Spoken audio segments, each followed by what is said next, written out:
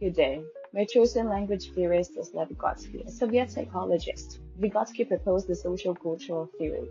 Language is a fundamental structure of cognition, the bridge between self and society, the force that propels cognitive development. But how do we acquire it? How do we learn it? Lev Vygotsky highlights that language is both a medium of learning and mechanism of development. Vygotsky proposed that language acquisition and learning are deeply embedded in social interaction. Vygotsky argued that our linguistic abilities emerge from dynamic social exchanges. He called this process-mediated learning.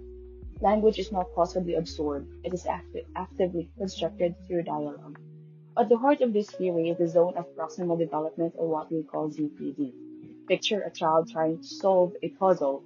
Alone, they struggle. But with the guidance from an adult or more knowledgeable peer, they make connection, grasp patterns, and internalize new skills. This process is what we call scaffolding. It is where learning truly happens. To fully grasp Vygotsky's impact, we must distinguish between language acquisition, language learning, and their combination. Language acquisition is an unconscious social process. Infants and young children acquire their first language naturally through interactions with caregivers, absorbing meaning and structure without formal instruction. Vygotsky believed that social engagement is the foundation of this process, with caregivers acting as linguistic scaffolds.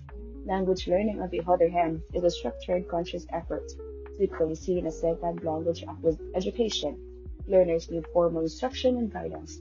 With a zone of proximal development, or what we call ZPD, it plays a key role. Scaffolding from teachers and peers allows students to move beyond their current ability. But what happens when these two processes intersect? The combination of acquisition and learning creates the most effective pathway for language mastery. Immersion and meaningful interaction foster natural fluency, while formal education strengthens accuracy and complexity. A bilingual child speaking one language at home and another at school exemplifies this dynamic interplay.